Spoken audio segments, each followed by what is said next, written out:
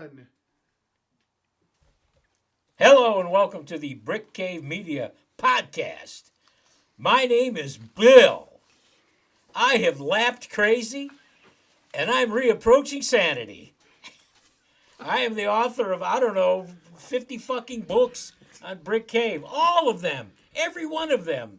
Including, I'm not going to say that one, Bob. All right. I am protesting. You don't have to. Is that your phone again? Yeah, it's my Who's brother. calling you now? It's my brother. He wants to tell me he's got a duck in his pool. My brother, everybody out there in podcast land, my brother has a duck in his swimming pool. The duck is right now, it's being poisoned with shock. Pool shock has poisoned my brother's duck. Anyway, joining me in the studio today is my co-host, fellow poet, and author, Patrick Big Daddy Hare. Hi, Bill. Patrick Hare here, author of Corporate Boilerplate Vinegar from Brick Cave Books, and I'm just kind of shocked that you didn't bring the duck as a guest on our show today. Well, there is a secret word, and if you say the secret word, take an extra $100 home with you.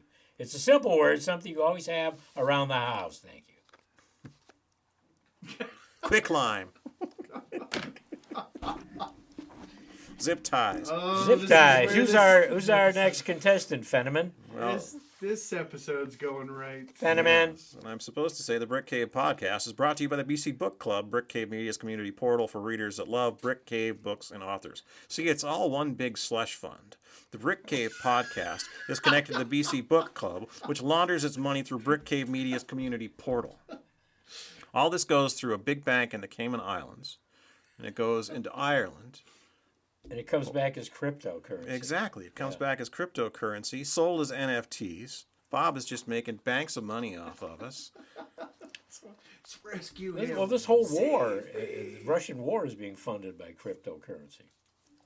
It's crypto. It's a crypto war. Crypto war? Yeah, it's crypto. It's going to be known as the crypto So war. each tank is an NFT? Yeah. Yeah. Okay. Up until the point they find out that cryptocurrency isn't really real. Well, Yeah. But then again, neither is our currency, so... Right. it's hokum. Oh, come on. hokum. It's got pictures of presidents on it. It's got to be real. What does crypto have? It's just got like gold dollar signs. Turn off the electricity and One the of them's crypto's got a cute dog.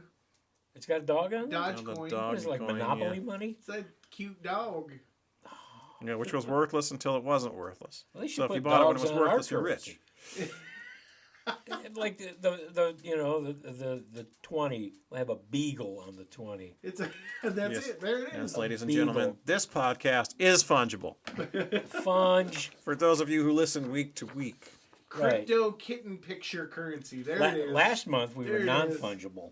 Or Yes. fungible or fungible. Yes, we found out that fungible is actually worth some kind of money to some people who consider it to be art when really that clip art crap that's been on the internet forever doesn't get anything. And it's just not fair. There's just saucy tonight in the podcast. Well, a lot of sauce can make up for no meat. Fair. Yeah. Or for poor quality Pork. proteins. Pork quality. Pork quality. Pork. Just put some more salt in the sauce. They won't notice that the meat's stringy. Or sugar. Yeah. People always add sugar to the sauce. People add sugar to everything. It's not very healthy. There's sugar in sausage. I know. Sugar and marinara sauce. What the hell is there sugar in sausage for? It's not dessert sausage.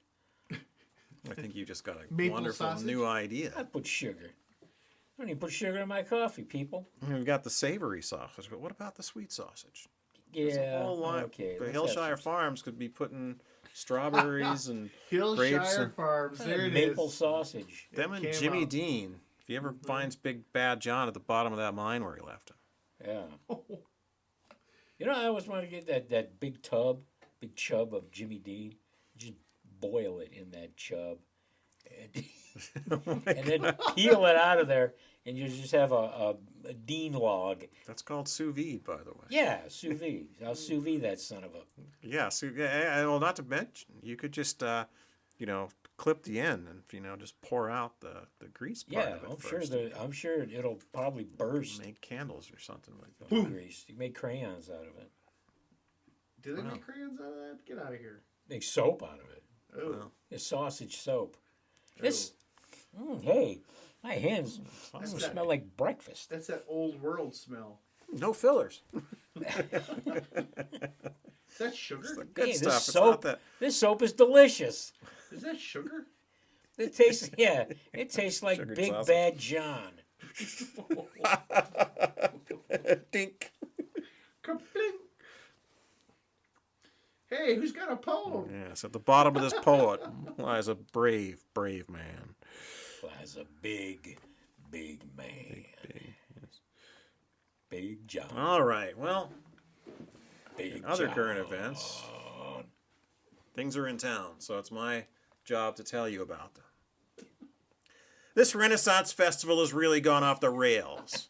Seriously. For starters, the first thing you see on the way in is a couple of ambulance hearses from Ghostbusters and a 20-foot inflatable Stay Puft Marshmallow Man. It's all next to a TARDIS, which is preposterous because Doctor Who would have at least had the good sense to park inside the festival grounds and save the price of a ticket. And by the way, nobody here was even bothering to scan the QR codes on the printed tickets anyway. I'm pretty sure I could have got in if I pried a QR menu code off a restaurant table. Situated next to that, the only thing semi-relevant to the Renaissance is outdated is a tent selling subscriptions to some kind of ancient technology where yesterday's news gets printed on a rag and thrown at your house. I know it was always more of a medieval festival than a Renaissance festival. You weren't likely to see anyone painting lewd frescoes, carving marble statues of naked people, or marrying off their daughters to cement an alliance with one of the 50 little kingdoms in Italy. Even so, people have certain expectations from a Renfest. People want to wander around drunkenly munching on Freud-sized turkey legs, leer at the wenches in the bulging bodices, and shout, "Huzzah!" in a tone that connotes the hearty spirit of the modern day, "Fuck yeah!" What did I see instead? Two guys dressed like Spider-Man, one of whom was wearing such a tight outfit that you could see the entire shape of his Peter Parker.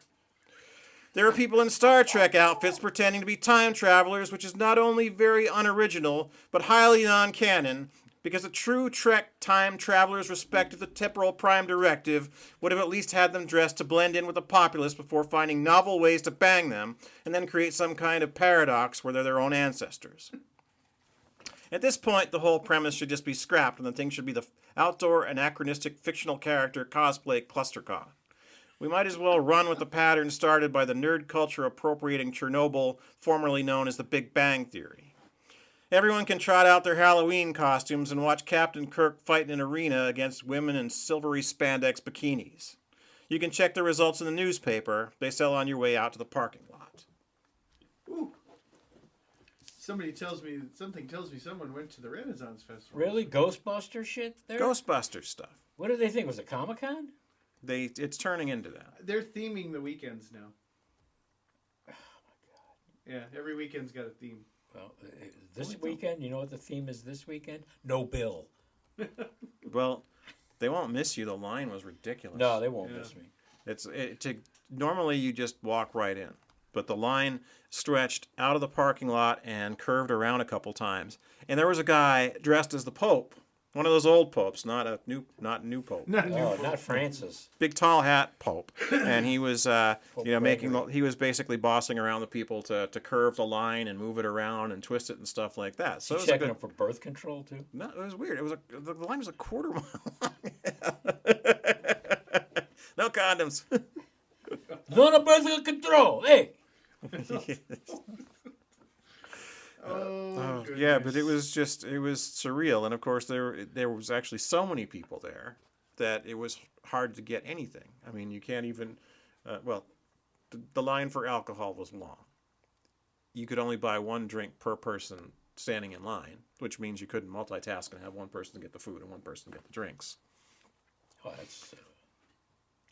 What do they think? You're going to get drunk? Well, I don't know. They think you're going to buy beer for underage people, but seriously, you're going to do that anyway. Give You're it just to going them to anyway. recruit somebody 21 or older to stand in line for you. I mean, that's how that works. Those are the old ways, the ways of my youth. Those are the pre-days.